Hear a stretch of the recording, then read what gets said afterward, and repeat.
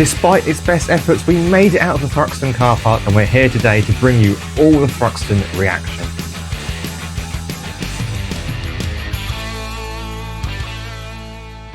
Hello and welcome back to the British Touring Car Podcast. You join us once again and we're going to take you through all the action from Sunday at Thruxton, and we're a little bit crispy from it, aren't we? In places. Yes, sunburn on a very particular part of my neck, which is always good fun, hence the polo. But yes, we have now completed all 10 British Touring Car tracks. How did you find Thruxton? If you tell me by going down the motorway heading towards Andover, I'm going to thump you. But how did you find the experience of Thruxton on Sunday? What are your thoughts on that before we go into the action? To me, it felt quite a bit different to a lot of the other circuits, and I don't know whether that's because a lot of the viewing areas are feel a lot more cramped because they're all squished in together, basically. Even when we went up to Knock Hill, it felt like we had a little bit more room because you had the infield of the circuit which you could get to and view from. And to be fair, some of the racing was a little bit boring. Agreed. Across all series, yeah, agreed. There weren't too many instances, and any instances that did happen seemed to be in the F4 and seemed to be when we were wandering around doing other bits and pieces. Yeah. Let us know down in the comments if you feel strongly against that. Obviously, Touring Car Race 3 was a Touring Car Race 3, and we got our action in the end, but we had to wait for it all day. Yeah, I mean, there were some positives. I did think that there was a great deal more to do in the trade area, which we haven't seen. Definitely. I certainly think it completely outperformed what you get at a standard MSV track that we've been to. I don't know if that's down to cost to be there or just size of area, etc., but it also felt quite nice to have it all in one place. I know that we go to Donington or Silverstone, that it's all kind of spread out around the track, and it can be a bit of a pain if you want to go to the Napa or Virtue fan zone, which is down one end, and then the rest of the trade stuff's down t'other. That is a bit annoying, so it was nice to have it all together. It was interesting to see that none of the cars could fit into the garages. I wasn't aware of that. I know. I wasn't aware of that. On TV, you think they just push them out of the garages, but there is really not a lot of room in there, and there is only room for the team members to stand in while the race is going on. All the cars are out the back in their own awning, like we would normally see the Porsches at every single event. Yeah, so that was an interesting thing to see. On the negative side of things, in my view, there wasn't enough facilities such as toilets. I think MSV get that fantastically right. Accessibility was a trouble. Yeah, it was. Well. And the car park getting out, that was the worst car park experience I've ever had. It was appalling. The other thing about accessibility, and I don't know whether you considered this, is where we were walking up on the bank to the first complex, which is where we sat for all of the races for the touring cars. That bank was quite steeply tilted. Yes. And if you have a wheelchair to try and get along there, to be fair, or a pushchair, we saw people struggling even with the trolleys that they drag along. It's difficult. So I think hopefully we know and we understand that Thruxton has changed hands in very recently, and hopefully improvements are going to be made to try and combat some of that, because I think it has the potential to be a decent venue. Oh, I agree. There were some definite positives there, I say, but for me, the biggest shadow on the weekend for me was just the farce in getting out. It was appalling. And what annoyed me the most on that, and this is not the Thruxton car park review, don't worry, was that unlike most events, there are actually marshals there to try and help. I don't mean race marshals, I'm talking event marshals, to try and get people out of the car park, who by and large were doing absolutely nothing, apart from one or two who actually seemed to try and grasp the situation by the scruff of the neck and try to sort stuff out. We didn't move for 45 minutes. It was just ridiculous. Yes. Other than racing, that, anyway. we'll move on to the racing itself. Actually, what's more exciting, the car park or the race 1 and 2? Well, we'll get into race 1 first of all. As we normally do, we'll bring you all 3 races, and then we'll get on to our predictions, bit of championship order, and our awards for the weekend. Before race 1 even started, Shedden got a penalty from the race to pole event on Saturday. Obviously, we had a safety car during that, and Shedden was then caught weaving once the safety car lights had gone out, therefore meaning that he got a penalty post-race, basically, to put him back slightly on the grid for the start of race 1. Yes, as part of the new safety car restart procedure, once the lights go out, you cannot move. You can no longer weave across the track. You must maintain a normal course, effectively. It's a NASCAR style sort of restart. Yes. Apart from that, it was a very even start for all cars. And by the end of the first lap, Cook had a fairly solid lead. Obviously, having taken the race to pole victory, he we know how confident and how quick he can be around Thruxton. We'll find out in a few weeks' time. Yeah, I know. And it seems like he felt really at home, especially with the engine setup that Toyota's got this season. And once he got into the lead, he didn't feel too challenged in that first race, did he? Don't think he was challenged at all, to be honest with you. But you say he got a good start, checked out, survived the first few corners, and that was that. One driver that didn't survive the first lap particularly well was a certain Mr. Ingram. He got shuffled out early on, was down to 9th by the end of the first lap. When we saw it in the first instance, we thought he should have let it go a bit sooner and tucked back in. But seeing the replays today, I don't think he really had that option. No, he gets sort of ran wide by Camish. Yes. Camish has the line, to be fair, but you're right. There's not a natural chance for Ingram to come out of it and duck back in, which means he gets run out onto the grass, which checks up his momentum, and he has to slow off to get back on the circuit and drop down to as far as 10th, was it? 9th in total by the end of the first lap. And then he started to make his way back through. Obviously had reduced amount of boost being so high up in the championship, so had to use it where he felt the most effect of it, basically. But the race settled down very quickly after that. Not too much else happened. Shedden had an issue on lap 8, had to come into the pits. Load of grass caught up in the radiator. We didn't actually see a replay as to where he had gone off. I'm going to assume out the back of the circuit. But on his own accord. Yeah, completely of his own accord. Grass in the radiator, temperatures went through the roof, had to get in, get that all cleared out, and then back out at the back of the grid. Apart from that, Cook, Sutton, Robot was up to 3rd by this point. They were all sort of like easing away at the front, 0.7 of a second between all of them, fairly comfortable. Yeah. Ingram was then having to do his bounce back. He managed to get past Doble, and then a very nice move around the outside of Morgan coming into the final chicane. Yeah, that was good. A bit of a Dan Dare move around the outside, late on the brakes, but completed it with ease. No need to cut the chicane or anything like that. Morgan did give him racing room, which was nice, and he didn't ease off the brake to run him wide. He just, it was good racing all round. Yeah, and then Camish was his next target. And I must say, and we both said this at the time, his defence against Ingram this year, last year, possibly even the year before, has always been really quite weak. He's not going to make it into Andy Burnham's new cabinet's Minister of Defence, is he? I was aghast, to be honest with you. I couldn't believe how easy it was for him to get past. It looked as if, and this is the only sort of like leeway I'm going to give him, once he got past and then Morgan was on the back of him, Camish looked slow in the second half of the race for me. He did, I agree with you. And I'm not suggesting that the course of action should be to punt Ingram off, but what I'm saying is that I know that Proctor, we've seen Proctor defend those things harder. We've seen Turkson defend those things harder, and we've seen Chilton defend those things harder, I would suggest. It looked almost as if a little sort of white flag from the window come by. It was a bit, and as you say, it's not the first time we've seen it either. Camish and Morgan then had a battle for a lap or two, swapping places, with I think Morgan coming out on top eventually in the end. What there was a nice battle pack in the midfield. Drivers chopping, changing positions every few laps. Every time they came back to around where we were viewing from, there was a different order of about 6 or 7 cars. But they were on the edges of the top 10 and not really pushing for much, were they?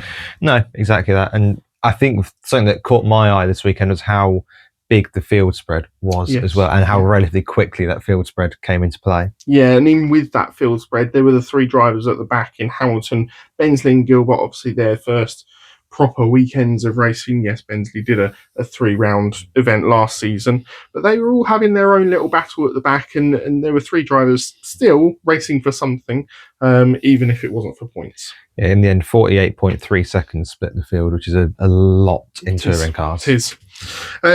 Collard managed to pick up a penalty during the race, 10-second penalty for track limits. This was later rescinded, I'm assuming, due to further evidence. Yeah, so the way the track limits work is you get a warning, you get a final warning, and then you get your 10 seconds. He was able to present evidence in the Toka bus that there was fluid on the track, which sent him wide for what he got his penalty for. Yep.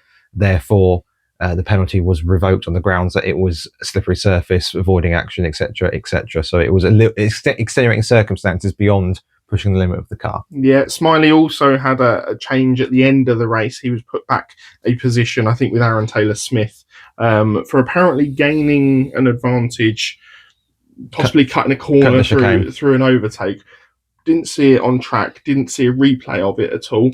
So we're going to have to take that Bark's word for that. Yeah, it was cutting the chicane, which I'm going to assume means the final chicane, given we were sat there. The other chicaning didn't happen there. Yep. So in terms of the race order then, Josh Cook takes his first outright victory of the season from Ashley Sutton, from Dan Rowbottom, getting his first podium position for Plato Racing and their first podium. So congratulations to them.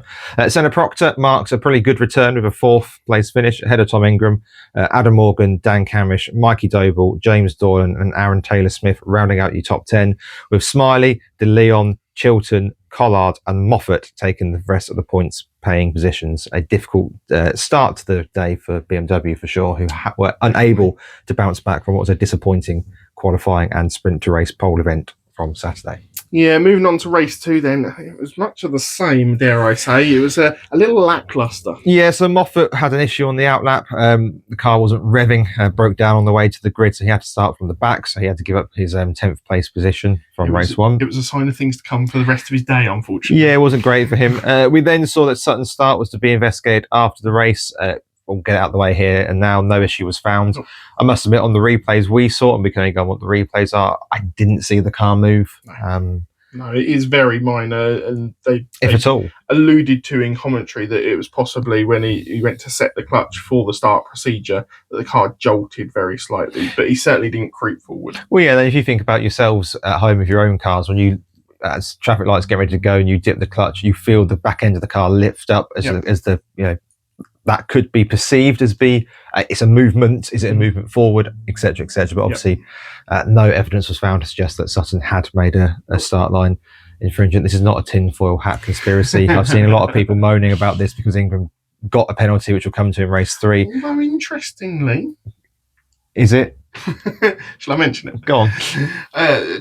Mr. Cole, who is normally the advisor for penalties across a weekend or instances across the weekend, was not there this weekend, possibly playing some music elsewhere as he normally does, but it was a certain Mr. Gow that was in there making the final decision, which doesn't sit quite comfortably. No, I agree. It's no slight on Mr. Gow before anybody starts on that route. It's just to me it's a bit strange to have the series lead taking charge of that. It'd be a little bit like having, I don't know, Infantino in charge of the FIFA. Oh, right, charge FIFA. I mean, to be fair, I like a separation of, a degree of separation in these things. Just an independent, especially an independent who has been in racing sort of like within the last 10, 15 years as well. Yeah, I would just prefer that little bit of separation. Agreed. But I will say that even though he was doing it this weekend, there's no suggestion, or it's ridiculous to suggest. I would go as far as say it's ridiculous to suggest there's any sort of underhandedness here. And I would suggest that all the penalties that have been given out this weekend are pretty accurate. Agreed. I disagree with none. So, yeah.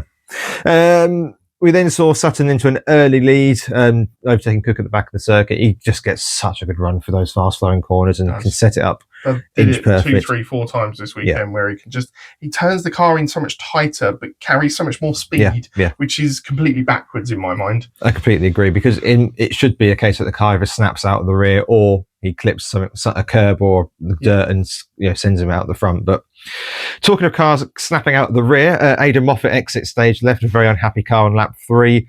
The car just snapped on him coming out of the circuit. It wasn't a happy car, was it? There was clearly something wrong, some gremlins at play, which is a shame for him. Ingram was then able to get by Morgan at Noble with a good move again on Morgan. Better speed through the car. We then saw Proctor have an error where he managed to drop it out onto the grass coming out of the complex, which dropped him further down the grid. Helped a little bit by Doble, perhaps. Very, very minor amount of contact, but for big consequences, unfortunately. Probably Proctor's only marring part of this weekend. Yeah, and I suppose is it harsh to call it an error? I don't know. There was no punishment for Doble, which is interesting. We then saw Ingram warned for track limits again, which I think means he's had a warning in all of the sessions to the point. I could be wrong, but he certainly had warnings in race 1 as well. Surely, if you're Spencer, you're as soon as he gets that first warning, you go, "What are you doing? Just stay away from." I understand you're needing to push and you're needing to find the limits and stuff like that, but just stay away. Be a little bit more cautious. The thing is, otherwise it's going to cost you. The thing is, by all means, get the first warning. Yeah. fine. Absolutely. It's a free hit. It's a free hit, but then you cannot be putting yourself in a position where you're risking your second or your final warning, rather. And it's difficult to have sympathy for what happens later, given that he had warnings in all 3 races. And I believe he had a final warning in race 3 as well. We'll come to that in a moment. Dorlin then was able to get by Morgan after Morgan error. He just ran it wide and the back part of the circuit onto the grass. Dorlin slipped by with ease. So good reward for some pressure he'd been putting on Morgan throughout. Dorlin had been looking really quite solid this weekend as well, carrying good speed and comfortably quicker than Smiley this weekend. Yeah, by a country mile, completely agree. We then saw the positive side of Camish's racing, which is a good move on Rowbottom at the chicane. What he may lack for in defending, can make up for in attacking. And fair play to Rowbottom as well. There is obviously a little bit of history between these two, but don't know what you're on about. Gave Camish the space, and it was a good overtaking, good touring car racing all round. We then saw Cook and Ingram at the chicane, which is sort of the big talking point, if you will, from race 2. So Ingram at this point had his final warning for track limits. And they came together, shall we say? It was, again, similar to the move that he put on Morgan in race 1, down the outside, late on the brakes. And I think Cook understood how late on the brakes he was and also left it that little bit later. He gets a little bit of a slide as well, Cookie. He gets a very unsettled car. And we said the car looked quite twitchy on Saturday for Cook as well. And that back end just kicks out and almost nudges Ingram, in my view, which then causes Ingram to divert, go back behind the bales through the final part of the complex or the chicane, and continue on down the road. Yeah, he has to sort of snap the car back, which means by naturally snapping it, he has to go around the chicane and cut the chicane, which is a track limit violation. It is. Cook also had to cut the chicane as well, but on the other side. I must say, I don't like track limit violations getting given for when there's contact involved. I agree with you. I do agree with you. And I think to myself that if Collard has an extenuating circumstance for fluid, this is also an extenuating circumstance. The only thing I would say is the clerk of the course could make the call that you've caused the contact here, Ingram, and therefore you are responsible. I'm not saying that's what I think. What I'm saying is that's a big call. For any clerk of the course to go, you've caused that contact, where I think it was more Cook being unsettled and then into Ingram. It's a racing rather than Ingram unsettling Cook. I think Ingram is there and has to sweep slightly across Cook as he's getting onto the apex. I think Cook is also wide and pushing back. In my view, it's a racing incident and there's nobody particularly to blame, which is the action the stewards took, because there was no penalty for this apart from the track limit.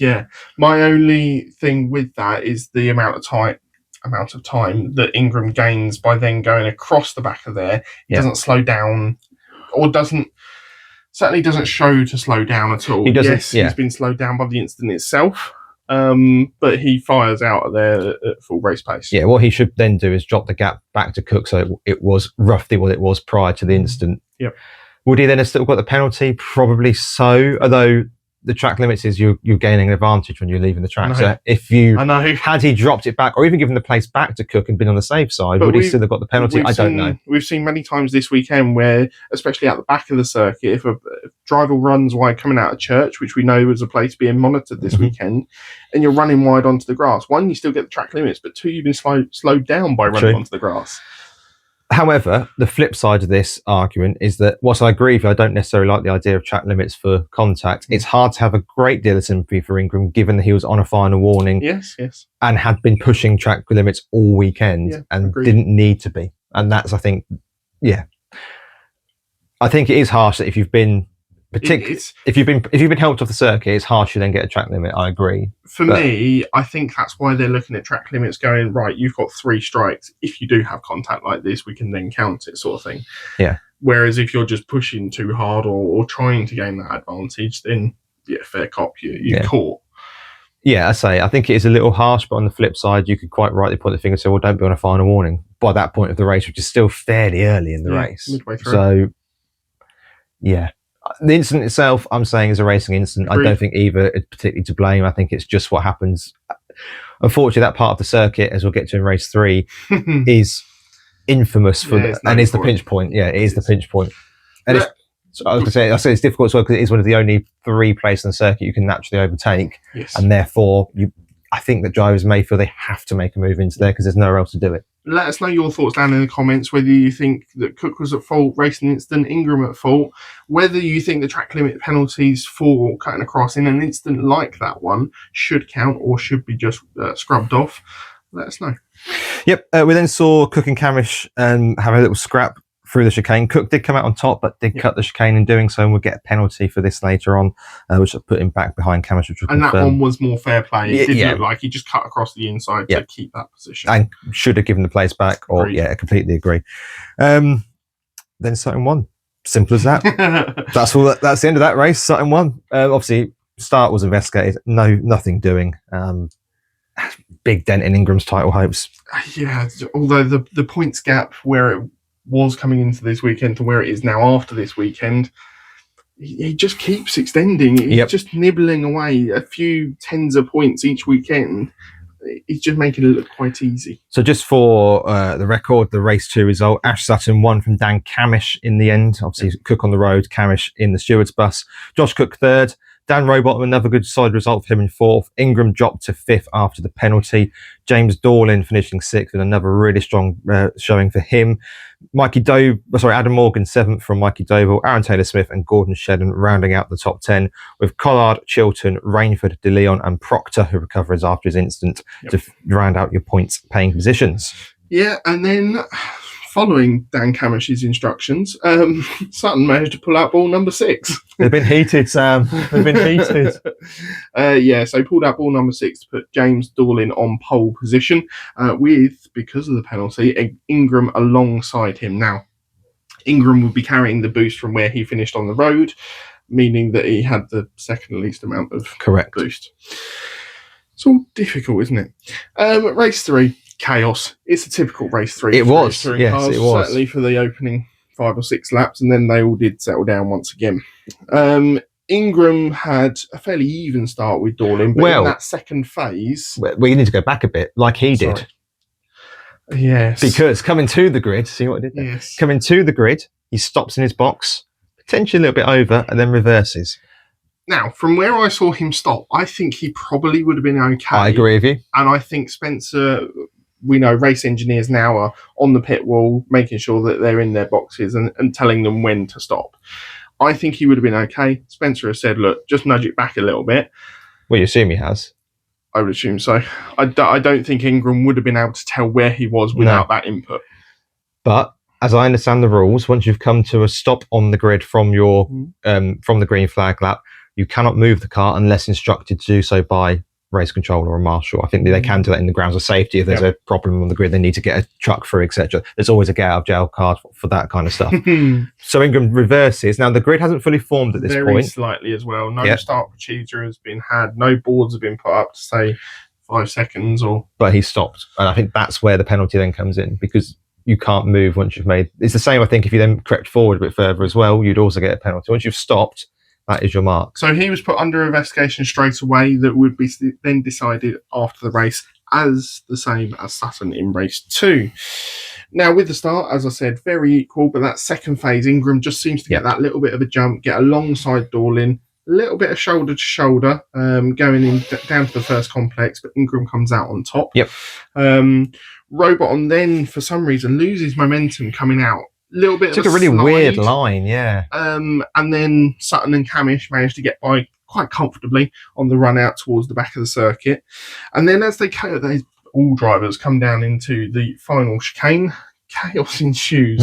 And there are 3 different incidences here that we're going to talk about.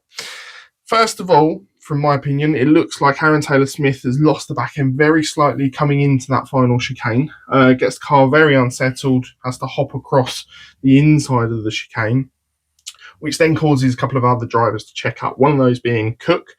He checks up, gets then tagged by Morgan. And turned across the front of Morgan. But then collects Aaron Taylor-Smith. Punting him. Aaron Taylor-Smith ends up in the barrier. Cook has quite serious damage on the left-hand side of the car. Luckily, not the side that he sits on. But continues off down the road while Taylor-Smith is sitting in the barrier. Morgan at this point is facing the wall with damage for pit entry with a decent amount of damage. At that time, Doble also got into the back of him, courtesy of the contact that had happened ahead. That was just unfortunate to be there. Yeah. Then further behind that, there seemed to be a coming together between, I believe, Smiley, Rainford, and Patterson.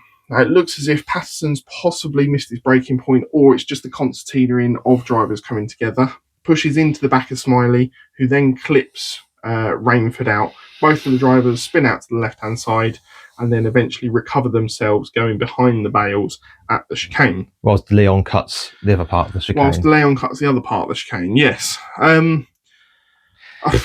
To me, obviously no penalties were given out for this, as far as I've been able to see. It's just first lap bunching, isn't it? Yeah, it is, yes. And it's just a bit unfortunate. Some drivers check up more than others. Some drivers go, right, I'm going for the gap and go for it, sort of thing. One driver who I think probably made the most out of it was Proctor. Yes. Who, from 15th on the grid, then somehow appeared sort of like within the top 6 or 7. But as a result of all of those instances, the safety car was called one very quickly. Fair play. There was a car in the barrier. Didn't know whether they could retrieve it. As well as a car scattered to one side and 2 more off. But they all managed to recover themselves. But in the time that the safety car was called, there was an instance between Bensley and Selby down at the first complex. And it looks here as if Bensley's just got up the inside of Selby into the complex, misjudged it, sent Selby spinning. So that's difficult, and therefore broken a rear toe link on Selby's car. Yep. He doesn't realise that at the time, has another little pirouette as well, trying to recover. And I believe Bensley thinks that he's got a puncture or something at the time. Or that was something wrong with the car. Yes. Yeah, because it's corner to corner. So he comes in at the end of that lap. Safety car is already out. Plenty of drivers in the pits. But pretty much ready to go, because that incident that caused safety car to be scrambled is pretty much dealt with by the drivers, insofar as that Aaron Taylor-Smith was able to get back under his own steam, as was Morgan. Yep. Cook was able to carry on, as was Doble. Yes. And Rainford and Smiley, I don't know how Rainford's rear wasn't broken with that contact, but they were able to shortcut the chicane, or whatever you want to call it, circumvent the chicane and re-continue. So drivers into the pits, yes, but nothing actually on track to deal with until Bensley decided to... Until Bensley came in, looked like he did a tyre swap, and then came back out of the pits on 3 wheels. An obvious failure of the front right suspension, had to stop on the exit of the pit lane, therefore had to be a full lift recovery, which meant that recovery vehicles had to come onto the track. So we got about 4 or 5 laps of safety car because of that.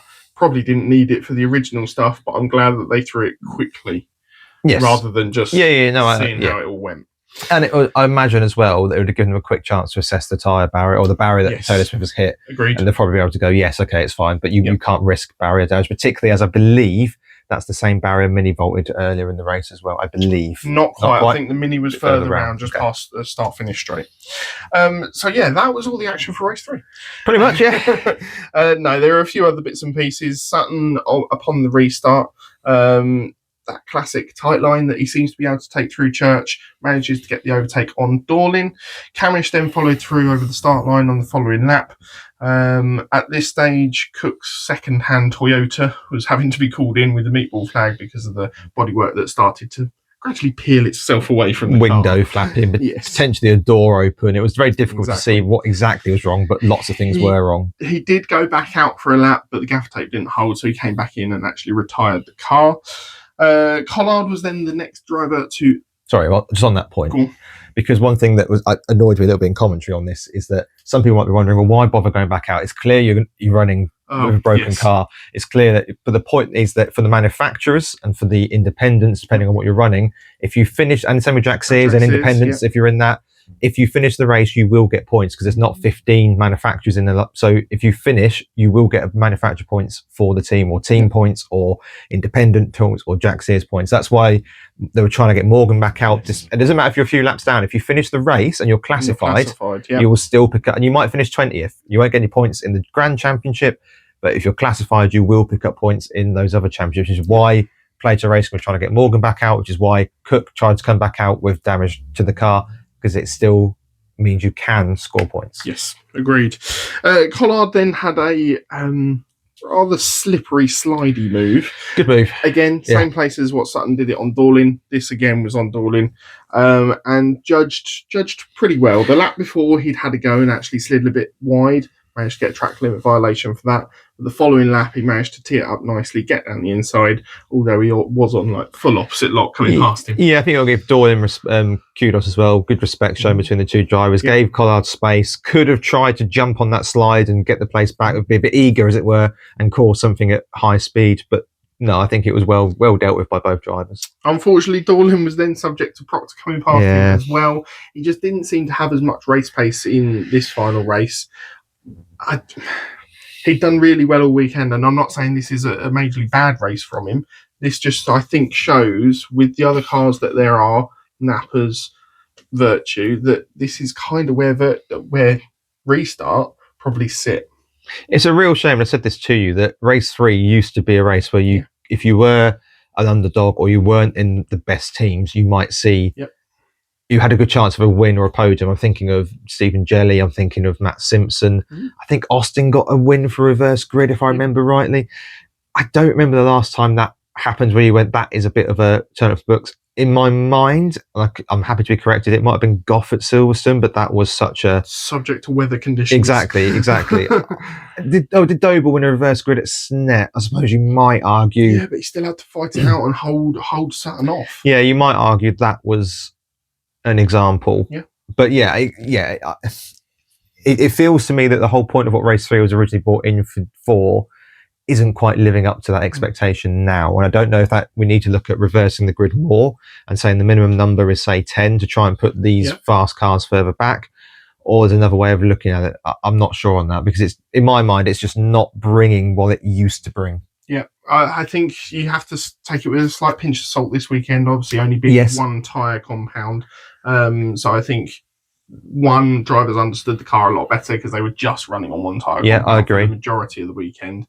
So any setup changes between races, they would be linear.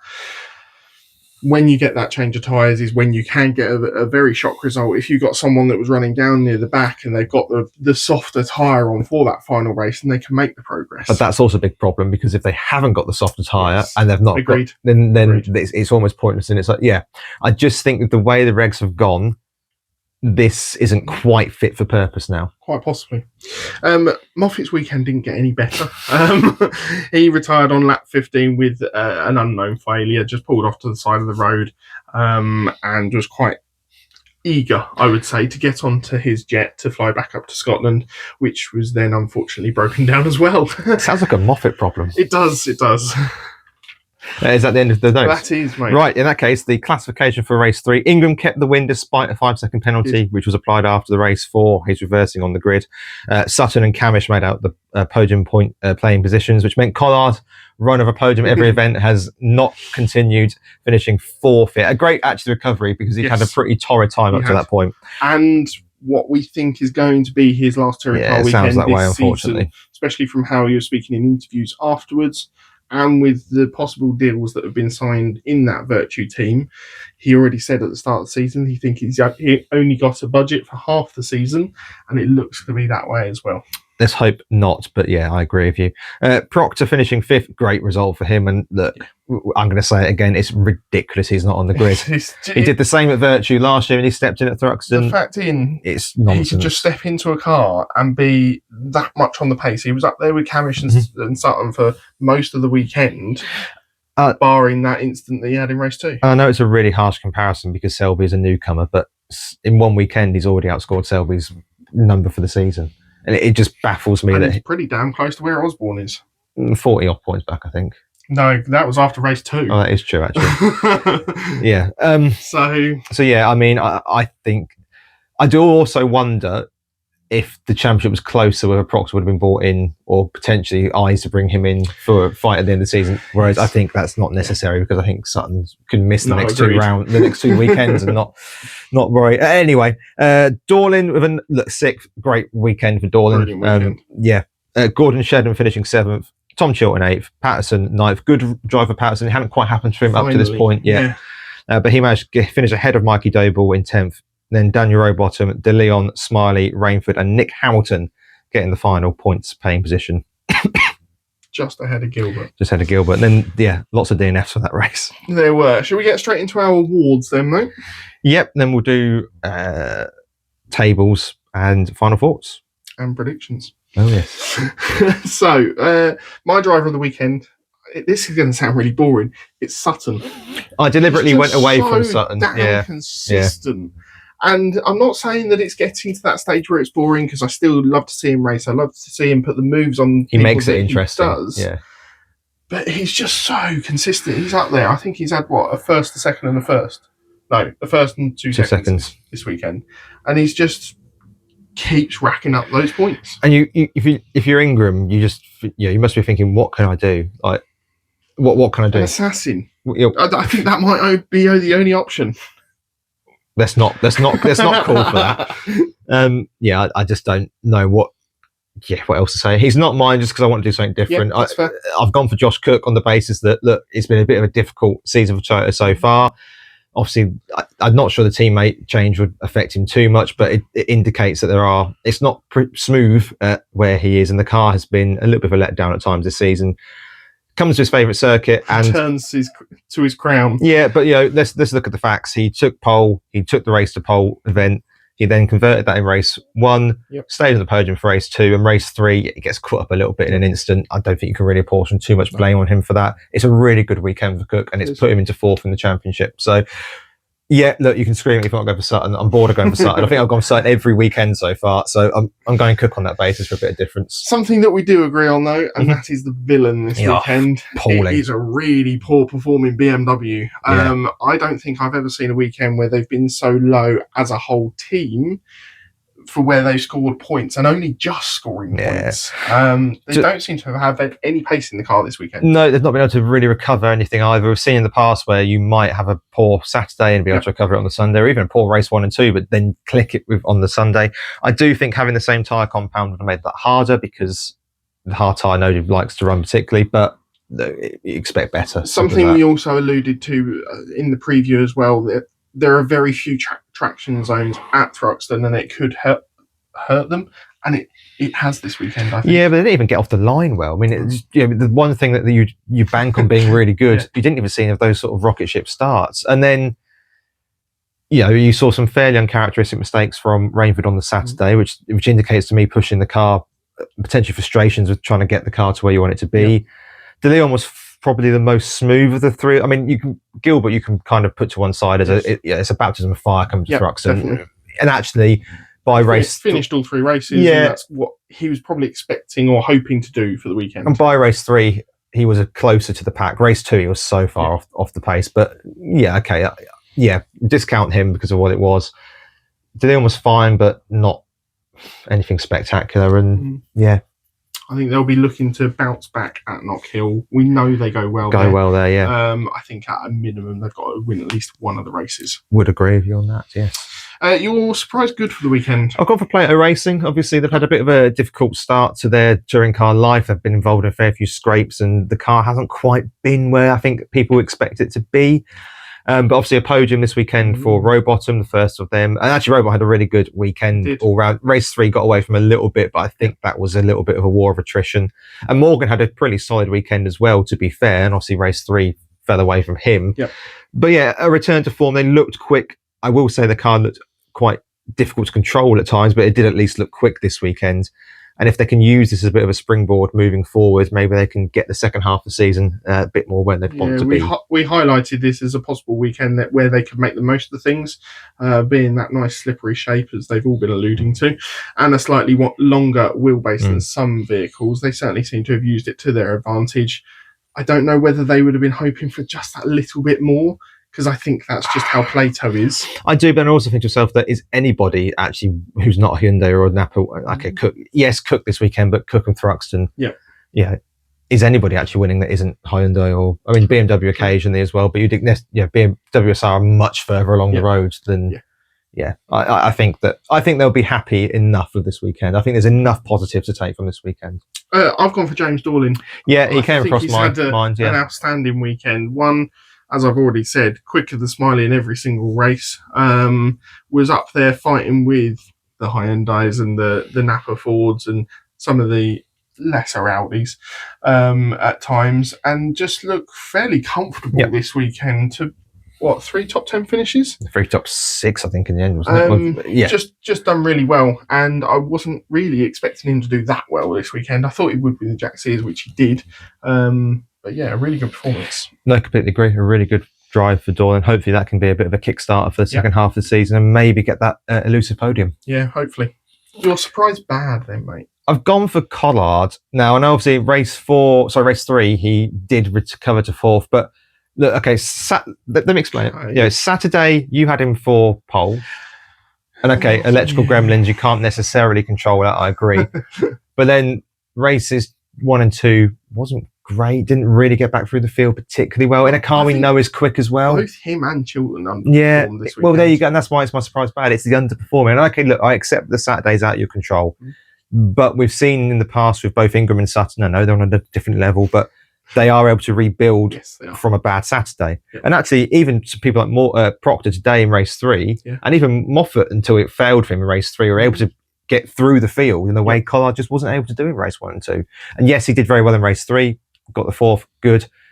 But I would have expected better finishes this weekend as a package, which is why it's my surprise bad.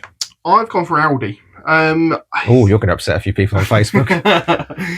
More specifically, Moffat, yes, he's had some mechanical failures this weekend. You can't always account for that, but if it's the same issue that's come back over and over again, then there's something underlying there that they need to get sorted.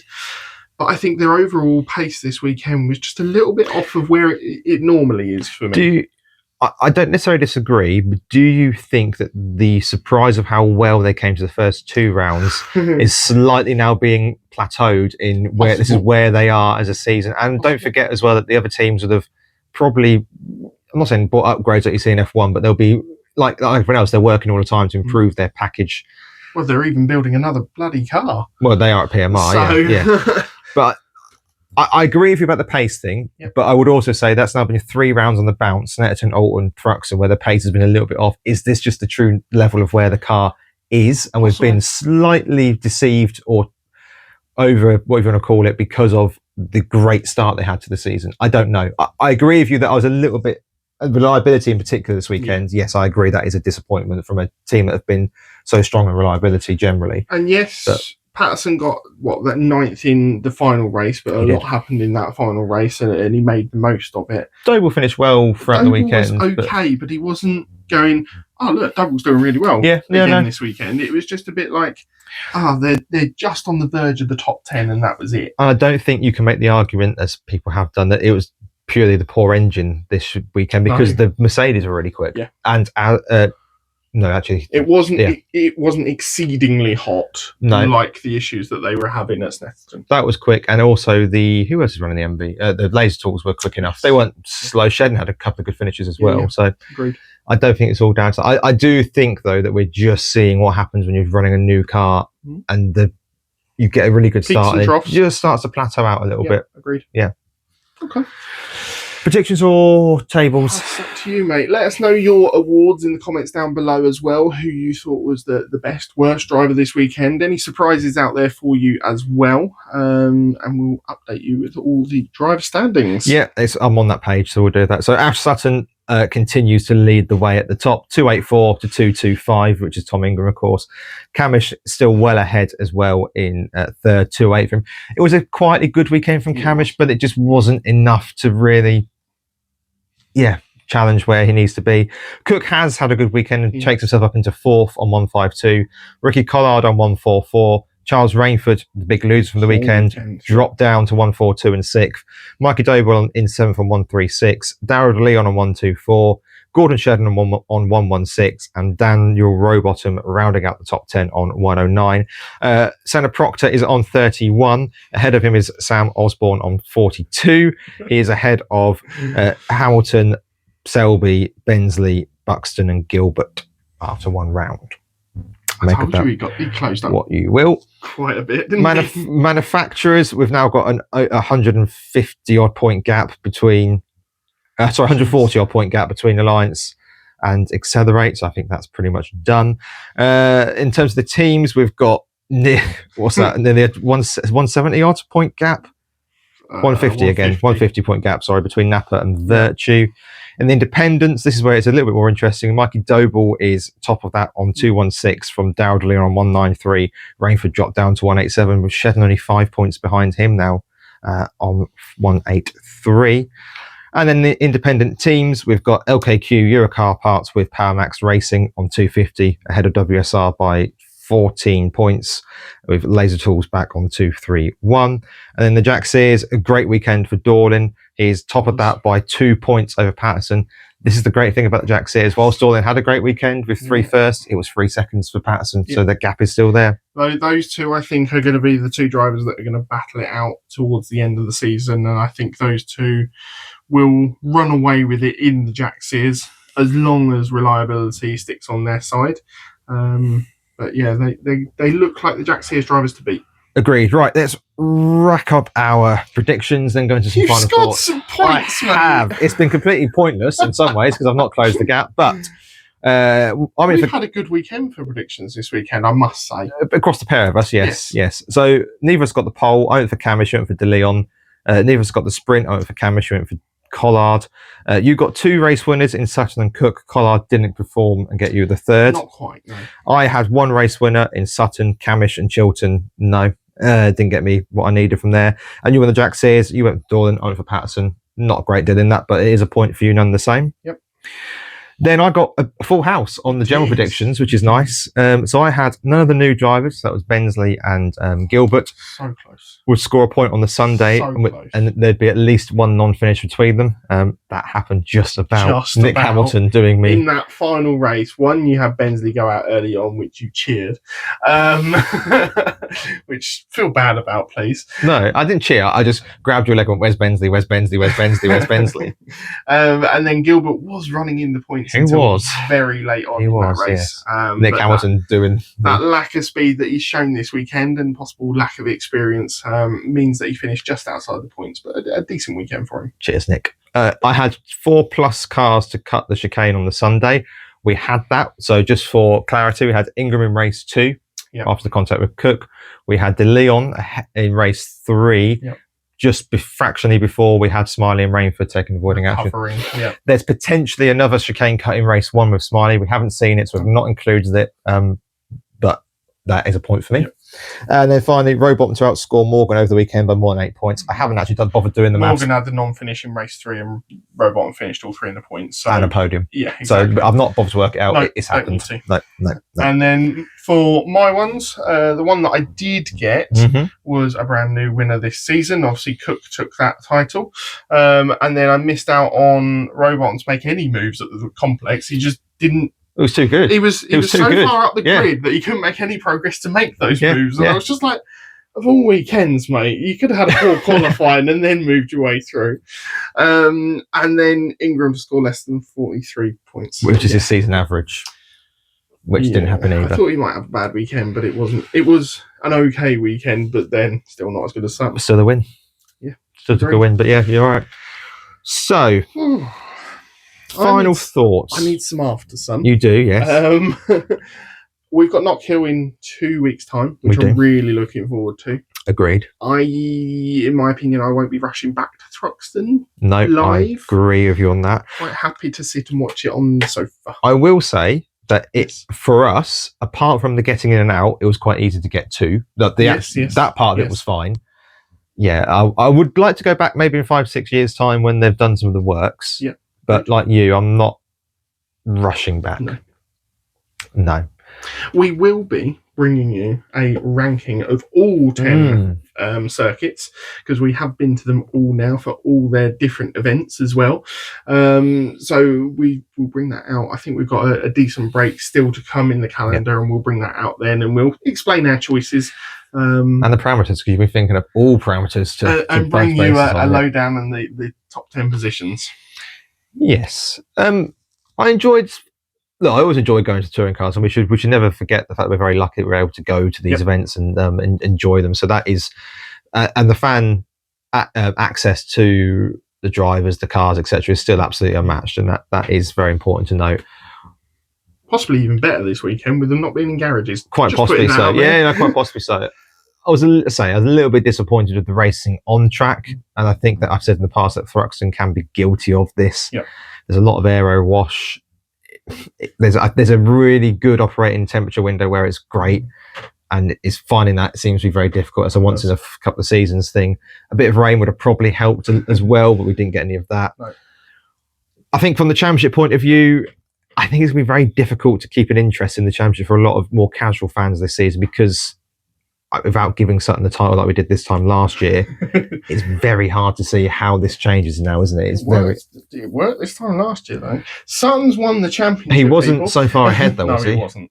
I agree. Sutton looks to be fairly comfortably just picking up points every single weekend. That means that Ingram's not getting any closer, and most of the time actually getting further away. And the daft thing is, when you say picking up points, you're right, but those points are seconds and thirds. They're not even like sixths. Yeah. Do you know what I mean? It's not even like he's happy to, like, doing a Turkington and sitting in eighth and consolidating. Yep. He's still finishing. If Ingram wins, he's still finishing on the podium. It's bonkers. Yeah. Let us know your thoughts. Obviously, we're midway through the season now, and we'll be bringing you plenty of action throughout the remainder of the season as well. One thing just to finish on, because we've got a little bit of time, is I think you made a very good point over the weekend, which is unusual. I know.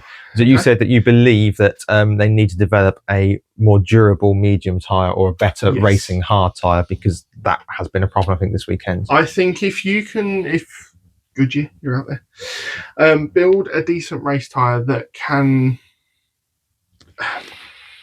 even build an extra hard if you need to, just to have that tyre offset at Thruxton, where you have to put someone on a slightly more difficult tyre to shake up a race a little bit more.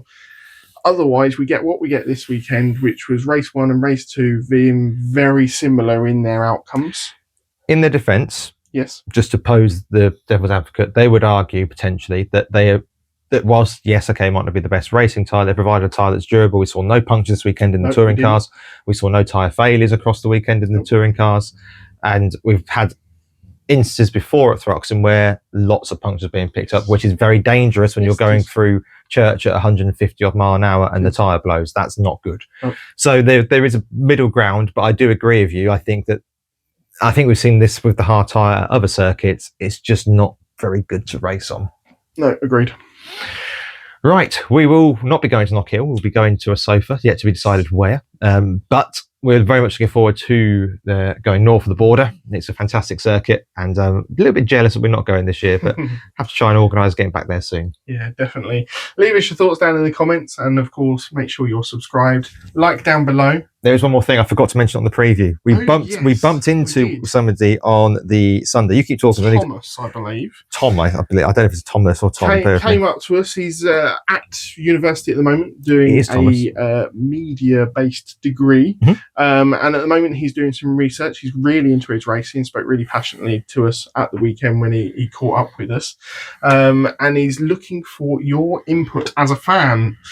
Yep, it's to do a survey for around 10 minutes, which is looking into, and I quote, National Motorsport Academy fan attitudes towards potential changes in touring car shapes and fuels. We will drop a link to this questionnaire on the Thruxton review thumbnail thing that comes out onto Facebook and Instagram. So if you have got time to support one of the fans in their research, that'd be great. We're certainly going to be filling out the questionnaire. So yeah, sorry we didn't mention that in the preview, Thomas, but we nearly missed it in this one. But we didn't because we're professionals. So yeah, until next time, we'll be back with a preview for Knock Hill. But until then, stay safe and see you soon.